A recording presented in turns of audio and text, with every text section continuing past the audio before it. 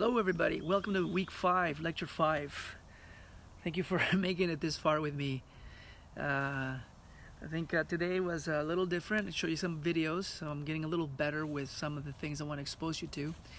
Usually, we have 4 hours, right? And I used up an hour and 20 minutes today. I'm not sure if we'll work our way all the way to 4 hours, unless you really want to.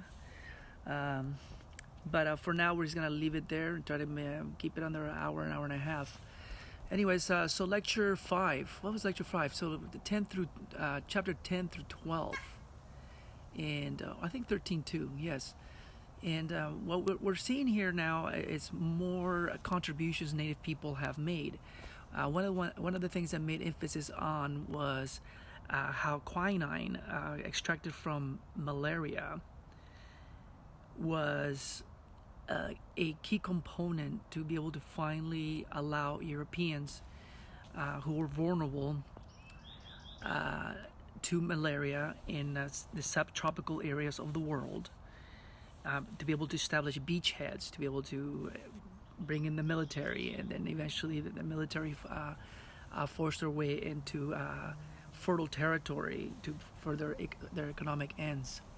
So I think that's one of the key aspects in that particular chapter, how significant that knowledge base that's being taken out of the Americas and being transformed in Europe to be able to further their mission of civilizing the world.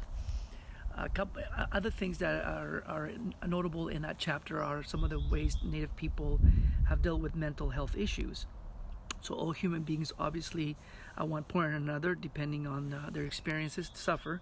In Western culture, we're pretty vulnerable towards depression, particularly now in the 21st century. And so Native people also have addressed mental health issues that are caused by normal experiences or rough experiences, such as being a human being in everyday life. And the Temescal is one of those. The Temescal, or the Native American sweat lodge, which is pretty spread out across North America and Mexico and parts of Central America. Not so much in South America, though they have their own way of dealing with that.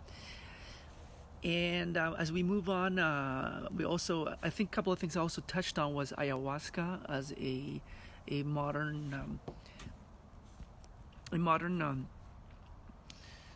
its modern usage. It comes from out of the Amazon, and it's been made pretty popular as a tourist attraction as far as people going down and experimenting with it. Of course, this all got started by Westerners in mass, probably sometime in the late 60s. And people going into Mexico to eat mushrooms, Amazon, ayahuasca, hanging out with the Huichol people and eating peyote.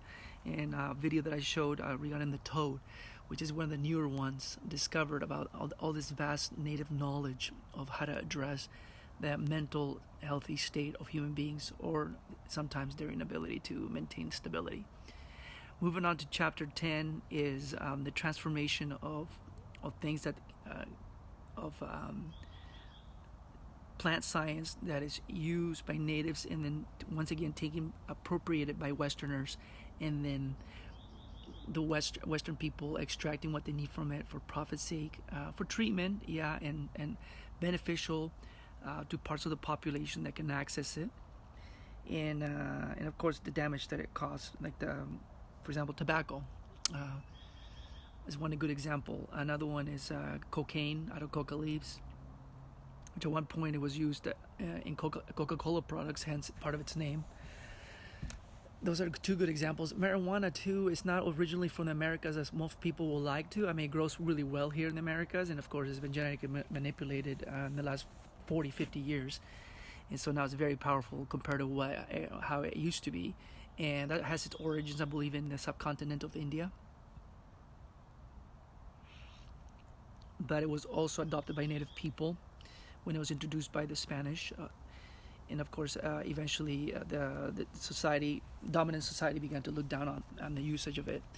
And it was illegal for a long time. Now it's become illegal again, but once again, it's not used, some people do use it for medicine purpose, but it looks like the society is moving towards putting it in the category like tobacco and alcohol for just public social consumption, which has a always has a ramification, a negative one, particularly like alcohol killing people, drunk drivers, tobacco abuse because of nicotine content, genetically modified for higher nicotine content, as examples. Moving on to chapter 12, infrastructure. So the Europeans didn't arrive to empty continents and build these continents. What they did is they, on top of native settlements, they put down their cities, their towns, and at the same time took the best land as they dispossessed native people from it. And of course, the roads, some of their main roads were built on top of native trails. We still have like the Incan road. We still have some parts of Mayan country in the Yucatan, where Westerners have put in their modern highways and roads. And so Native people have already been using all these avenues. Of course, some of the technology too that's introduced in chapter 13, which it will also be was adopted by Europeans for a while until mechanization of transportation was widely spread at the turn of the 20th century.